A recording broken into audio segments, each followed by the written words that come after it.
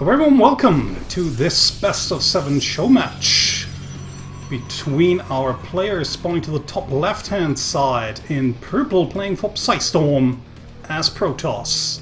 It's Poizon. And to the bottom right in orange playing for Rival Gaming, Protoss as well. It's Koshkii.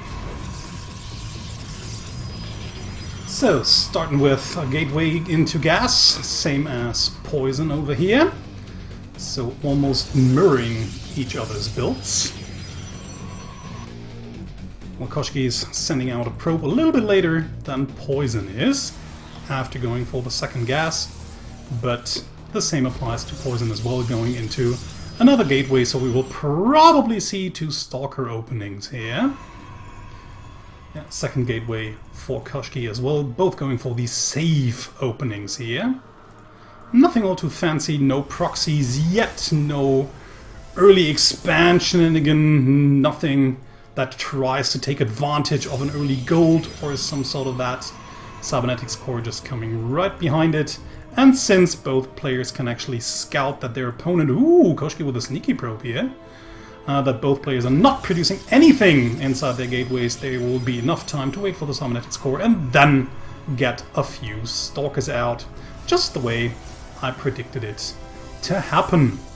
So both gateways now finished, just waiting for the Cybernetics core, and Koshkii will actually lose the first probe here, first blood for Poizon, but of course losing a little bit of mining time at the same time.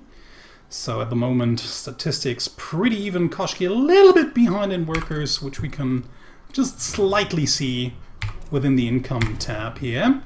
So Mothership Core is on the way for Koshkii. No Mothership Core yet for Poizon, who's trying to get out the Stalkers a little bit more quickly, even chrono boosting one of the gateways. So then the first Stalker's out. So since Poizon is really trying to get out these Stalkers real quickly, I assume that she wants to be a little bit more aggressive, might actually send 2 or maybe wait for a third Stalker, but it's supply blocked. That's a little bit unfortunate there. In order to cross the map, so Koshkii also moving around trying to get that pesky probe and actually gets it, is now scouting the outskirts of her natural base in order to see whether any sort of proxy pylon has been placed by Poizon, but there isn't any. Still always a good thing to watch. In the meantime, the Mothership Core hangs inside the main base, protecting everything from everything else possible, and also getting more Stalkers, the same as Poizon as well. But for now, both players don't really want to be overly aggressive here, rather want to stay at home. And I mean, you always have to respect your opponent, and Koshkii especially is known for all sorts of proxy shenanigans, especially DT drops, or even Oracle builds. I mean, usually in both matches, whenever these two faced each other, it was more often Poizon who actually wanted to get in with an Oracle, try to deal damage. But Koshkii, in all her PvP matches, has always been impenetrable to all sorts of proxy Oracle builds that flew in. She usually always had Mothership Core and Stalkers in the respective mineral lines in order to protect her precious probes from Oracle harassment, so I can't really see Poizon dealing any damage. And if Poizon actually did her research and her homework preparing for this match, she should also know and maybe not even try. But then again, like we said before, Koshkii might be a little bit out of shape. She's definitely out of practice and will not play at her full strength today, due to all the real-life circumstances she's in right now. Still, she's a little bit ahead, I'd say, so far, and her Nexus will be finishing a little bit more early. She also kept producing workers, but so did Poizon. So both players will actually have the kind of same amount of workers, and then they will both be able to transfer workers down here, almost immediately saturating that base. Well, not completely, of course, but partly. Twilight Council follow-up for Poizon here. Might actually want to go into Blink with all of these Stalkers here. Can't really see any other tech really making sense, although, and that is what Koshkii actually wants to do, the metagame has shifted in PvP quite a while ago, actually, from being disruptor heavy to mostly Speedlot Archon builds, because Speedlot Archon just counter disruptor play so heavily it's not even funny. And while the speedlots actually provide a lot of meat shield and also damage when thrashing forward into the enemy's army, the Archons also deal a lot of damage from behind until higher tech actually reaches the field in the later stages of the game. And in the meantime, you usually try to stay alive in the early game, getting your base up with Stalkers and the occasional Immortal, and then later on transition into the Charge Lot build. And as we can see, the Templar Archives already being built for Koshkii here. That will then serve for the Archons. So we'll see. Koshkii mostly playing the meta game here, while, as I said, Poizon wants to go into Blink, which can actually work out as long as not too many Speedlots and Archons are on the field. And Poizon's Blink Micro is on point, but she will have to hit a certain timing window in order to make that work. And it will be more difficult to do because Koshkii already has one of the new skinned Immortals out and keeps producing more and more, while also will probably be ahead in upgrades, but only by a small margin. In the meantime, Poizon just going for the more traditional way, and it seems she actually wants to go into Disruptors. I mean, yes, the Robotics Bay could actually be for Colossi, but Colossi got nerfed pretty hard in Legacy of the Void, so they are not nearly as not nearly as effective as they used to be throughout the Wings of Liberty and Heart of the Swarm stages or iterations of the game. Also, Warp Prism, Koshkii definitely plans to move out really soon. We'll probably send that army across the map in just a matter of seconds, probably towards the 3rd, and will then, wait for the Warp Prism to arrive, so she will have reinforcements available. And let's see if Koshkii can actually hold this. I mean, she has a shit ton of Stalkers here and also a few Sentries, but there are already Archons in the mix, so actually, I mean, the Sentries would make good use with the Guardian Shield. That will help a little bit, although actually not that much, only against the Stalkers. And actually the Immortals, there are not too many Speedlots in here so far. Seems as if Koshkii expects the 3rd base to be over here, so checks for that 3rd base. We'll see that it's not there. So let's see if she does a whole swing around or if she actually wants to go through here. Does Poizon know that the army is there? Not yet, it seems. Has no idea. There's nothing out on the field in order to see this. And then, of course, oh, there's actually a good thing here for her. We'll now actually see that there's the army just warping in and moving in. A little bit too late, maybe, but enough time in order to get these units over here. And there's the Disruptor, as I said, because I was expecting that to happen, because I've already seen her using Disruptors in the matchup, most likely. And now she actually comes in from behind, will actually trap most of this army. The question is, will it be enough? I mean, this is a lot of forces, plus Disruptor, if the Disruptor actually hits, but, ooh, nice move there by Poizon, focusing out the Mothership Core, so the Mothership Core can actually not recall all of the army, and what was an actually nice plan there by Koshkii, trying to destroy that base and then just move out with the damage dealt while building her own 3rd, will now actually lose every little bit of her army. Huge blow there to Koshkii still. I mean, losing the 3rd base is really problematic for Poizon at that part in the game. Her main base is almost dry and her natural base is running a little bit low.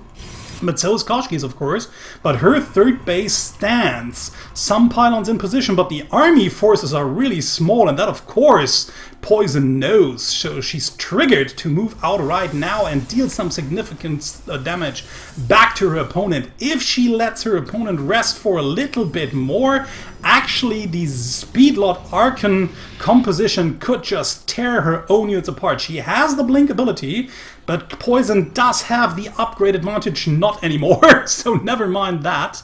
Getting the Gravitic boosters also for the... is that the Observer, actually? That's the Observer upgrade, right? Or is it the Warp Prism upgrade? No, is it the Warp Prism? I always get these two mixed up. And actually, Poizon retreats! That is fairly interesting. I mean, she saw the base, she didn't really see the rest of the army, don't really know what triggered her here to move backwards. I think she really should have at least tried to engage that army. And now we see a Dark Shrine, which usually eventually comes into play in PvP. The longer the game goes, the less reason there exists not to get a Dark Shrine eventually. So let's see, no more upgrades in the meantime for Koshkii. Might have forgotten about it, but Poizon is still on par with it. Yeah, and I mean, Poizon just taking a 4th base, now has her 3rd base up and is starting to saturate it, but so is Koshkii. So actually the game has kinda even out. Koshkii still has the economic lead by a small margin, and as I have to say, she definitely has the better army if we just compare unit composition. I mean, this is a hell of a lot of disruptors. And I've just seen a certain French player on his stream making mass disruptors work quite well in this matchup. So we'll see if Poizon does actually have the same amount of unit control that that particular French player who's also watching right now does have. Okay, and this could actually turn out really, really bad for either person. For either player. I mean, Koshkii unfortunately moving towards a 4th base that is not there, while Poizon just runs into the Nexus and will force a cancel over here. No way that Koshkii can hold this. Seems as if Poizon is actually satisfied. I mean, she sees the army moving around here, so now she has to decide whether she wants to commit and pressuring into the 3rd base, hoping that Koshkii will turn around, or if she rather wants to turn around herself. But Koshkii has already realized that the army is here and recalled back. So actually Poizon did the amount of damage that she wanted to do here. DT is now inside the main base, but there's a outside the natural, but there's a cannon there, so the DT gets cleared up without too many heavy losses. But yeah, Poizon has the 4th base up, and it is a gold base, while Koshkii still has to build hers.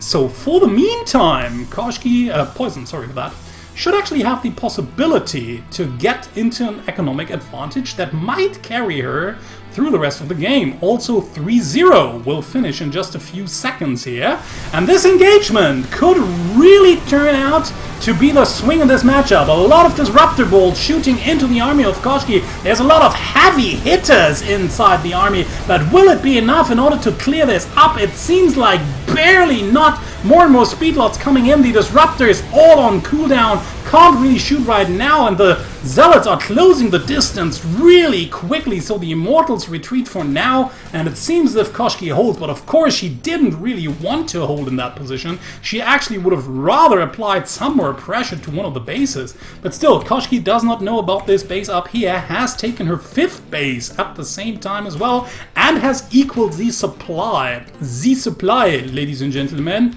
Look at it. It is the supply. Okay, morphing in a few more, warping in more of these Dark Templars, warping them into Archons, and just trying to get the army together. Still no DTs by our infamous DT Queen. Really wondering why she's not trying to transition that too well. Is probably just too scared of all the army forces coming. Unfortunately, these robotics facility, I don't know. These 2 immortals were not sent out to the rally points, so she might actually miss these two immortals. Oh yeah, she's not realizing that there are 2 immortals around that are not inside the army. These are 2 heavy hitters that she really doesn't want to miss in her army once it comes to an engagement. And now she's also tried to switch into the same composition that Koshkii is, and saves her base for now, only losing a few workers in the process. But of course, now Koshkii has her 5th up while Poizon is still on 4.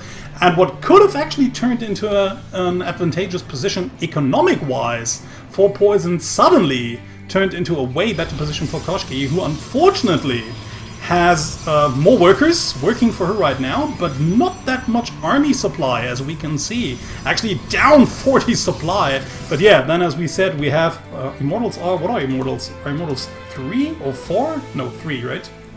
Or even only 2. No, immortals should be 3 supply, right? Oh, I just can't remember right now. Hell.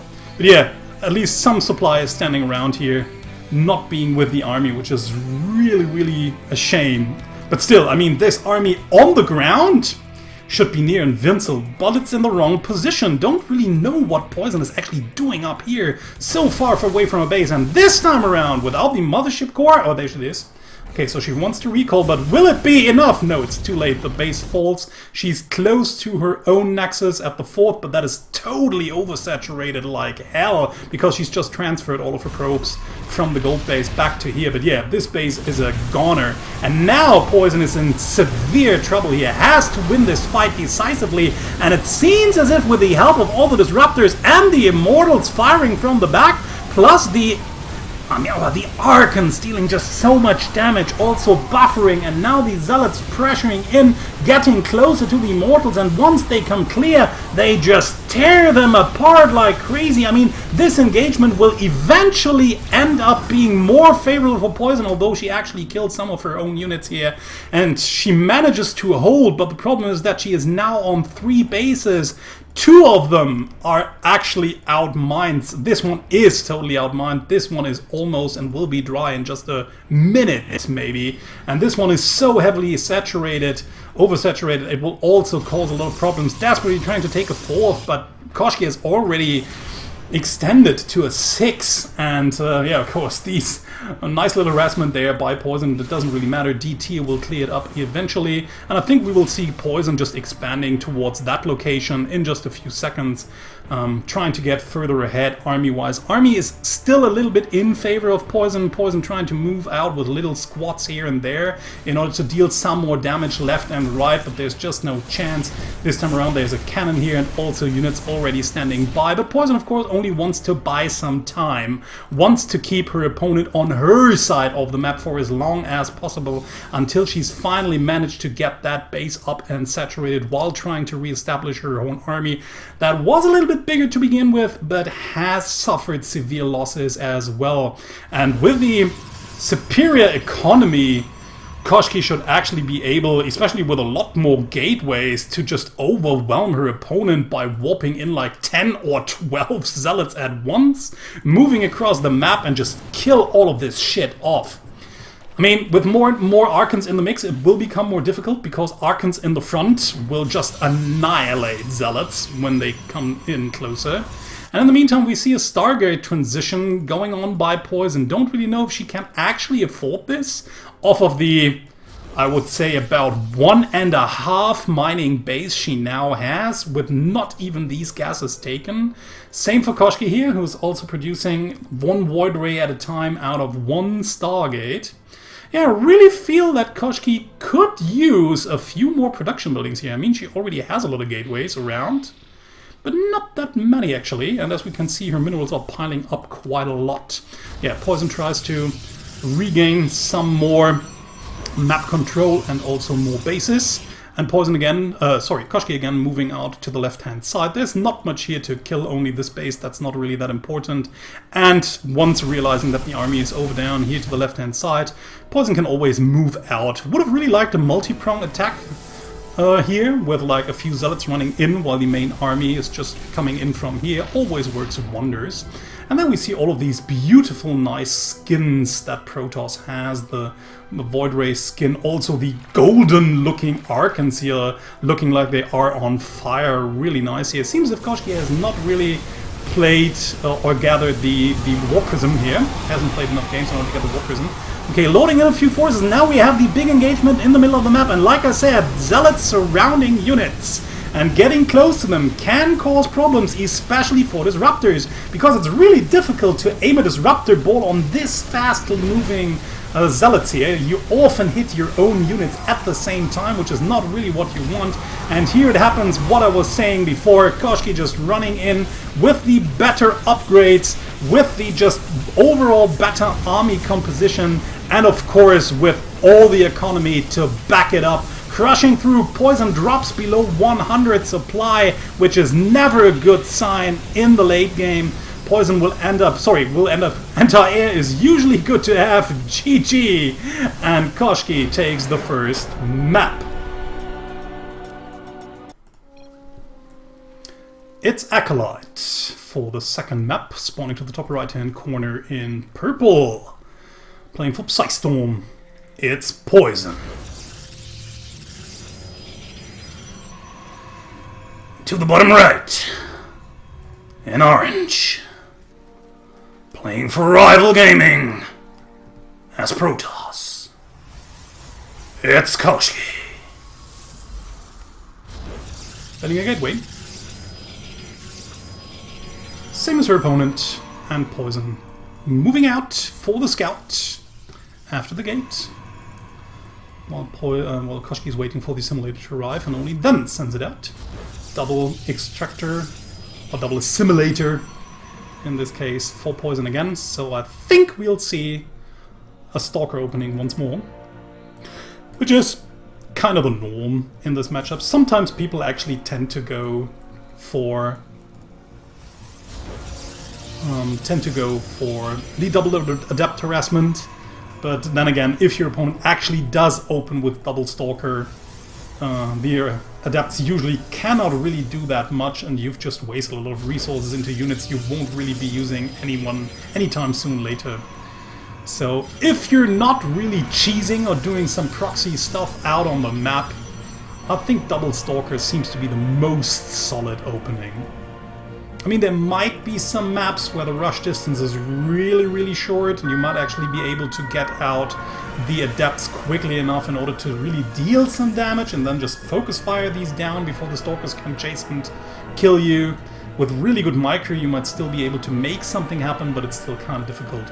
So in Poizon, going for some, not really proxy shenanigan, but hidden, seems as if Poizon actually wants to try some sort of DT harassment, or even kill, if Koshkii doesn't figure out early enough what the hell is going on. There's also a second probe moving around, so Poizon could still use this in order to plant down a proxy pylon somewhere. It would only give her slow warp-ins, but it would still be way quicker than to warp in DT somewhere over here and make them walk across the map. So let's see what this is going to be. I expect... Oh, actually, it's going to be a Stargate. That's really odd. Okay, pretty far away. Don't know why she actually didn't put it anywhere closer, like here maybe, or even somewhere around here. I mean, this is a part that your opponent might actually scout, but like I said, somewhere around here. I mean, there is the watchtower, but I think it shouldn't show a gateway over here. But I mean, this is just barely proxy. Of course, now she's still keeping it away. Might actually trigger her opponent to expect the wrong thing to happen. Because, I mean, the problem is that you still, if you don't really see any proxy, but you still get the information that your opponent is not going for a base, although this is fairly a little bit more difficult in here, since there is this easy back pocket base to take, but it's not that easy to scout once your opponent really commits to denying your scouts. So, with like these 4 Stalkers... So yeah, I mean, there's actually kind of a neat idea, but then again, I don't really know if it's actually necessary to hide to hide this Stargate anywhere outside. But whatever. I mean, she did it. It's out there. She's producing a few Phoenixes. We'll wait until 4 are around, and then we'll just fly in and try to snipe a few of these juicy probes. Probably the ones that are out here by then. So we'll see. In the meantime, the Nexus is of course very, very heavily delayed for this. And I don't really know if this tech choice will actually make up for the lost mining time of that Nexus, because that Nexus, like I said, could already be down. It's not that much delayed though, since Koshkii invested into a few more units before eventually expanding, because she wanted to be rather safe. Is now getting the robotics facility, so the first observer will be out and then probably move across the map in order to gather some information there for Koshkii. Is going into a Twilight Council right away, so we'll probably see the same kind of composition for Koshkii. Koshkii wants to be really safe, wants to protect that middle line, so she rather moves the Stalkers down here. Does not really have that much map vision, especially on the front. I'd really like to see like a pylon, or maybe at least one zealot or something down here, so you would be able to see it. And there's the Dark Shrine coming actually straight away. So seems as if this time around we will have a warp prism drop with DTs incoming. But there will be a photon cannon for Poizon inside the natural mineral line and also the main mineral line. So Phoenixes will hit the count of 4 in just a few seconds, and then Poizon will move out towards the natural mineral line, try to pick up probes and kill them by one-shotting them. That's the reason why she's waiting for 4 Phoenixes, because that's the amount of Phoenixes you usually need in order to fly in, pick up 1 probe and kill it with 1 pickup, and then just pick up the next and the next and the next. And you can actually kill these probes pretty quickly even when Stalkers are around, because it just happens so quickly that you can just fly in, kill 2, fly out. But it actually takes a lot of APM to do it, and also keep up with production back at home. So it's definitely not an easy style to play. Can be really effective though, if you're really good with Phoenix Micro and your opponent doesn't quite know how to react to it. But actually I have to say that Koshkii is mostly going for the... I mean, she hasn't switched into Speedlots yet, but with Speedlot Archon, she's actually going for the counter build here, the counter composition that actually could kill it fairly easily. So there's 2 DTs, but there are Archons around, so let's see. At the same time, we have harassment inside the natural base, but it gets defended mostly completely, so Koshkii really does not have to split up her attention in order to make this work, but she sees that there's the cannon around, so loads in the 2 DTs again. Hasn't really dealt any damage, still DTs are kinda okay-ish, and here we see it, Poizon now even having way more Phoenixes, can just fly in, still kill 4 probes, and then just move out. I mean, she takes some shots and everything, but it's not really that big of a deal. This Phoenix will heal up its shields in no time. But of course, the best thing to do against Phoenix play is actually what Koshkii does. It is expanding, because guess what Phoenixes can't lift? It's buildings. So, with not actually that much army around, the only thing that she now really needs is something that can shoot up and cannot be lifted by Phoenixes, which are Archons, because they are massive. And yeah, since she actually was planning probably to go into, actually getting Blink, I don't really know if I like this decision. She probably wants to have a few more Stalkers out that can Blink in order to catch up with these Phoenixes. But in most cases, it actually is not really what you want to do. The Phoenixes actually don't really cause that much problem in a direct engagement if you just have the ground superiority. So if you have a lot of ground forces out, especially like Archon Zealot, your opponent will actually have a lot of Phoenixes and only a few ground forces. So with Zealot Archon, you will just slice through everything. And what are the Phoenix going to do? Lifting Zealots? I don't really think so. That won't really accomplish that much. The Archons then can just, the Archons and Zealots can just kill everything that's on the ground. Once the ground army is dead, the Zealots will then just run towards the buildings and the probes, killing off everything, while the Archons can take care of the Phoenixes, should they be stupid around to, should they still be stupid to still hang around at that point in time. So yeah, I don't really know if Blink is actually the best choice. I would have actually gone with Speedlots myself, and then just produce on 3, and then just kill her by killing the ground forces that are, like I said, not even that much existent. So Mothership Core! Morphing into a mothership. So it seems if Poizon wants to try to go into heavy air straight away this time around. And again, it might work if Koshkii actually gives her the time to do so. But once Koshkii figures out what her opponent is doing, and Phoenix is just trying to fly in, could have probably gotten even a few more probe kills, trying to keep that probe count down and buying herself enough time in order to get her carrier mothership fleet up. And once this army actually gets big enough, it could really tear Koshkii's army apart. But Koshkii still has a really big timing window where her ground forces will be so much more superior to what her opponent has. I mean, look at this. This is the pitiful amount of ground forces that Poizon actually has at the moment. And they won't really grow that much because she actually needs all the resources for her air builds. So yeah, there's the Phoenixes. And like I said, now Koshkii is moving out, doesn't really have that much speed lots, has a lot of valuable units here that can actually be lifted. I mean, have a look at that. That's 9 Stalkers, but it's 9 Phoenixes. Every one of these Phoenixes could actually lift a Stalker. And if the Stalkers are lifted and you then still have a ground army that's kind of useful, you might actually be able to take this out bit by bit. But this ground force just seems way too powerful. So let's see, the carrier is here. Where's the mothership? Has it already? Yeah, it has already morphed, so it will at least give Cloak. But Poizon is already giving up that base, sees that she will not be able to hold it. Cancel, cancel! Ooh, not even a cancel here, so 400 minerals down the drain, unfortunately there for Poizon. And here the army comes. The best thing she has is Cloak.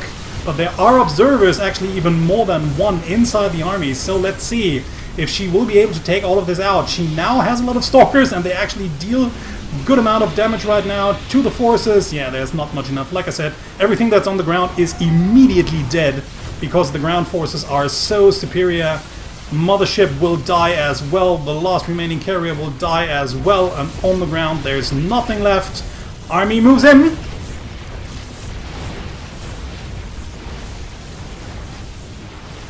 GG! And Koshkii takes the lead 2-0. Welcome everyone to the third map. We're on Mac Depot, spawning to the bottom left in purple we have Poizon. And to the top right in orange, it's Koshkii. Starting with double assimilator and gateway. Same as Poizon this time around, sending out one scouting probe towards the Xel'Naga Watchtower. While Poizon is also using this route in order to scout her opponent's location. So, let's see what Poizon actually is up to. Is only now just sending the probe down here and wants to go for a proxy build. Let's see what we will actually have this time around, and then just use this probe in order to get in to fake that this is just supposed to be a normal scout. Poizon also planting down a pylon over here in order to trick her opponent, but even getting the probe there, which is really a nice catch. So now Koshkii might be wondering why she hasn't seen a second pylon already, but has to wonder if it's just somewhere around here and not even being proxied. So she will have two stalkers around, will then just walk around with them a little bit, trying to scout the typical proxy locations, but even by doing so, it doesn't necessarily mean that it'll work out. Poizon, in the meantime, is just moving back with her probe to the pylon, getting a gateway straight away. So we will probably see heavy 3-gate plus maybe a 4th gate or a tech structure pressure here once the Summonetic score is out. So I think we should see this Nexus just shift its chrono boost to the Summonetic core while it's researching. So let's see, these two stalkers are moving out. Will they actually be able to find this pesky little proxy with a robo here or not?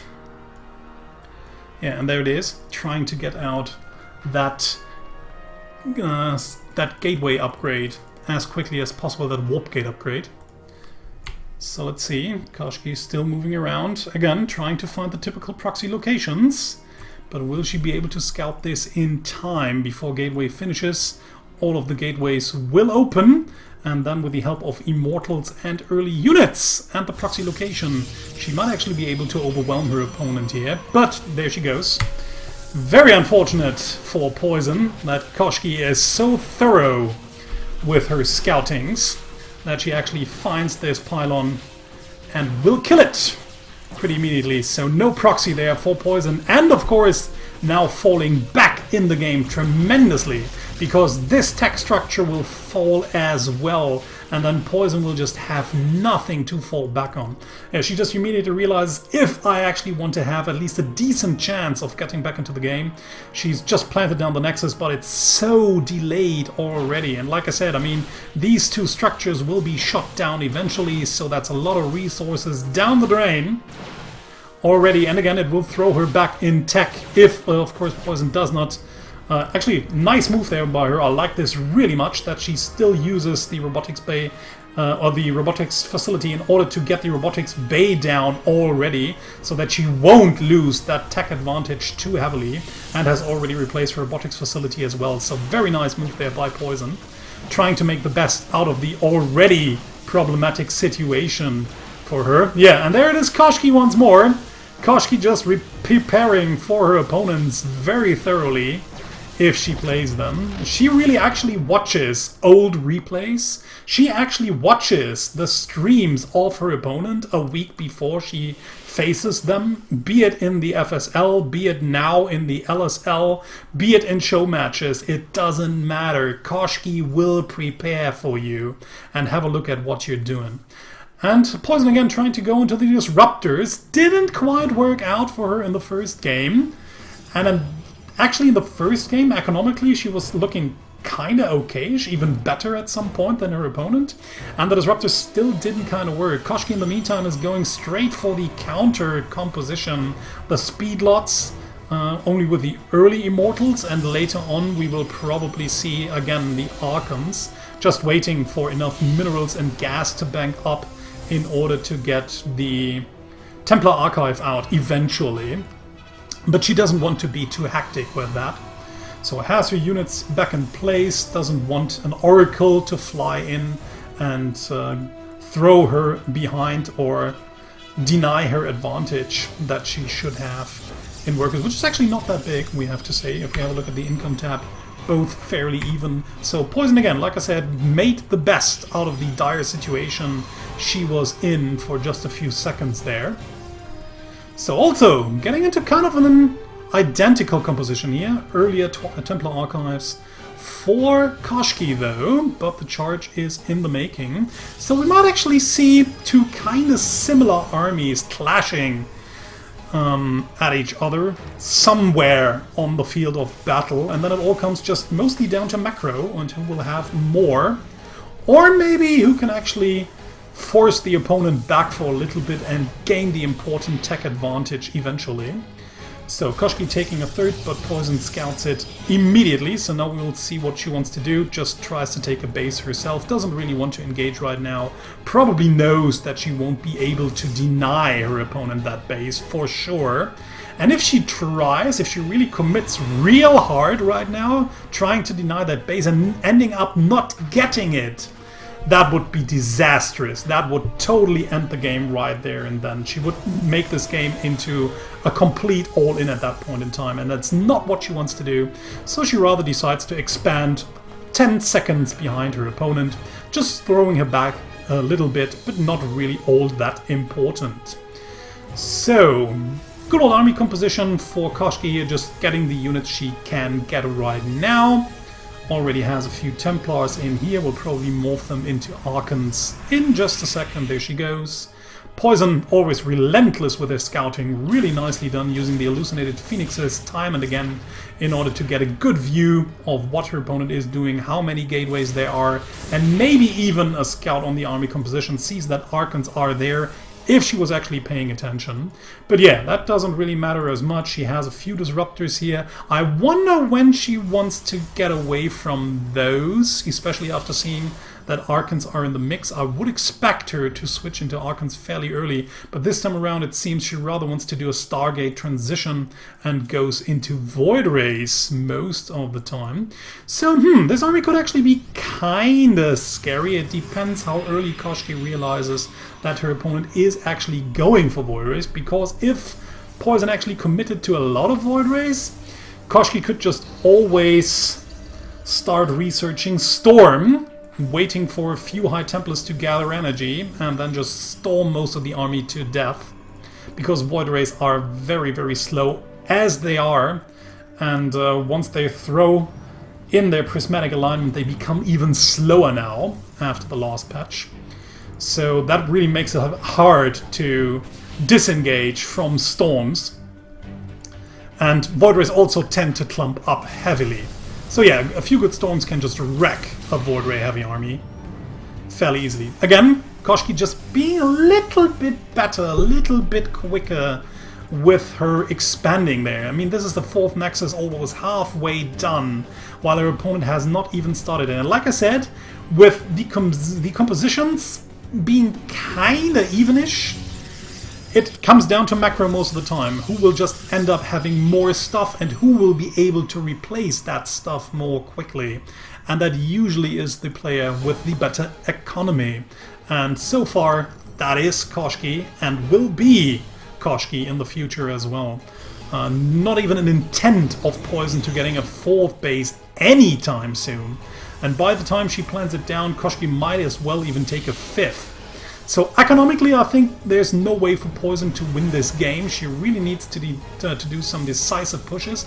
But Koshkii almost has everything that Poizon also does, except for the disruptors. And 3 disruptors, I don't know. I mean, good disruptor shots can make a difference, but the longer the game goes, the more improbable this becomes.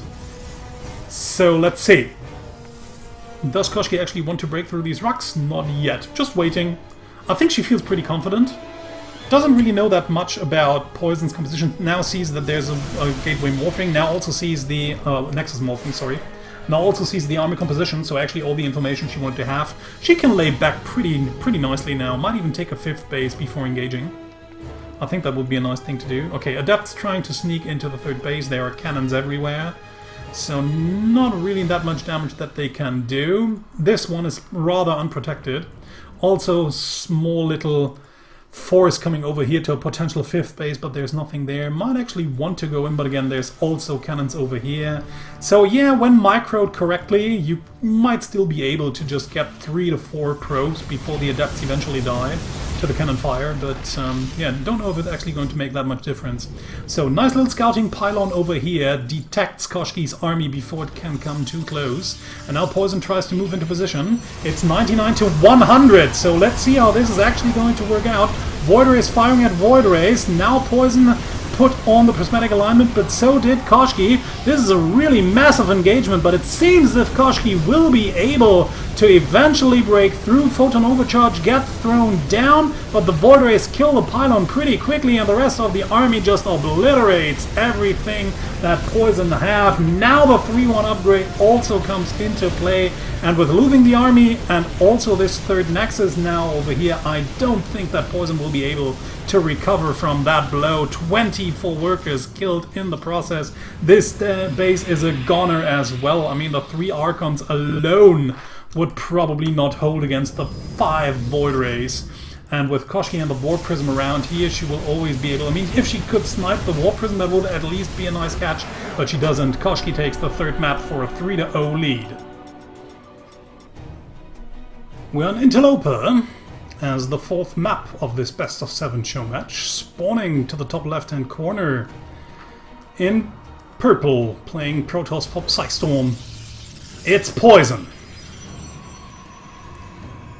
And to the bottom right, in orange, playing Protoss for Rival Gaming, it's Koshkii.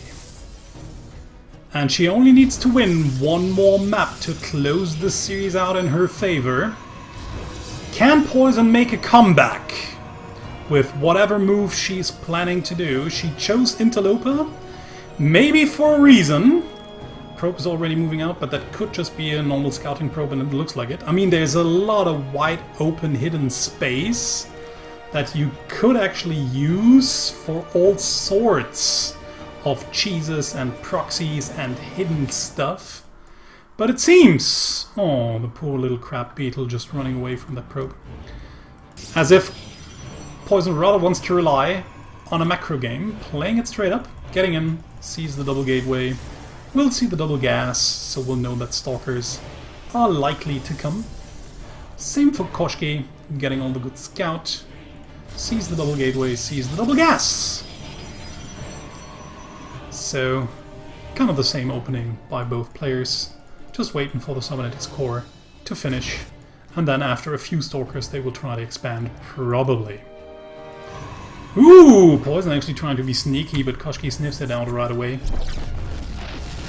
Only 25 minerals lost there. Was worth a try. It was worth a try.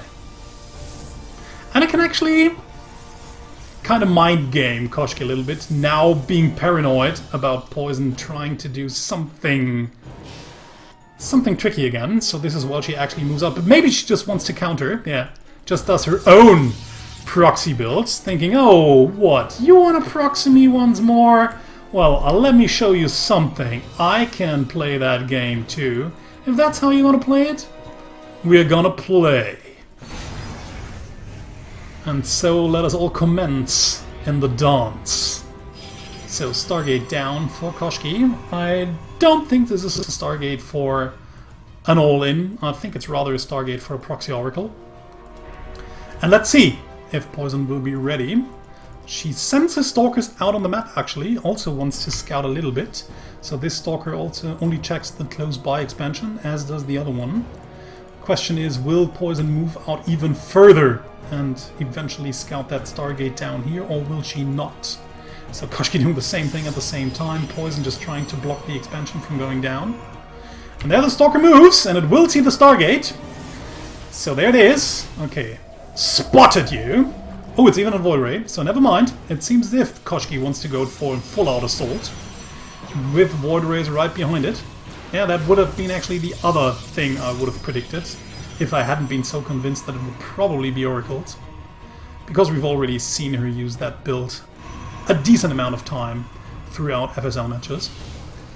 So, Poizon's still on one base, but so is Koshkii, and her opponent, well, kinda knows, because the pylon has not been taken down yet, although, of course, Koshkii could have just taken a natural base over here or over there. Or even closer to here, since why not? You already have a pylon, some structures here, might as well expand there. So, now just gathering a few more resources, but of course Poizon knows what's coming and where it's coming from, so she already brings everything into position. Pylons for photon overcharge, a few army units that can also attack air, but more and more Void Rays coming in, and Void Rays still eat Stalkers for breakfast with the charge up, and also pylons, also buildings. So let's see how this is actually going to work out. Robotics going down. Don't really know if she needs the Observer, but she maybe just wants to have it out a little bit in front of her army, a little bit in front of the rams, so it will be easier for her to react once the army moves in. And here it comes! So Koshkii, of course, keeps producing a few Void Rays. She's pretty much all in at the same time. And Poizon just tries to get some counter-aggression going by building a gateway and a pylon in here. So here's the bigger engagement now. The Void Ray is now trying to snipe down these Stalkers here. Actually kind of an okay-ish move with Poizon to force the engagement a little bit further out. So these Void Rays would already have to charge up. And now they're on cooldown, but only for 25 more seconds, which will be enough time to warp in more Stalkers and also send that Void Ray across the map, and then the army will return, probably even stronger. Robotics, she just gets one Immortal, because that will help out tremendously against the Stalker amount, but now this gateway and the Robotics are unpowered. We only have one more pylon left, the Mothership Core is out of position. Now the Photon Overcharge gets triggered, so that will delay the push a little bit more even. In the meantime, Poizon will have the time in order to get that pylon back up. Her own gateway and pylon are there. She could be able to warp something in and apply some pressure, but there's a Mothership Core and a Stalker. Looks like she already did, because that Photon Overcharge got activated, so we might have missed something in the meantime. But yeah, I mean, it's actually a good idea of Poizon trying to apply some counter pressure, but she will probably not be able to, since the Mothership Core is at home, and she can also warp in at home if she wants to. Not the best of position. If she actually manages to get back here, further away from the pylon, she might be able to do something. But now it's the big engagement once more. Koshkii trying to focus fire down that pylon and gets it! And now the rest of the army forces on the ground have to fight whatever is on the ground, plus the two Void Rays Mothership Core falls as well. And now unfortunately the Stalkers are here with the help of the other Stalkers. Poizon has to pull the probes now, which is never a good sign and never really a good position to be in, especially with the Stalkers just microing backwards, getting one. But of course, with all the probes pulled from the mineral line, there's no more income for Poizon, no more units to warp in. GG! And Koshkii takes the series 4-0.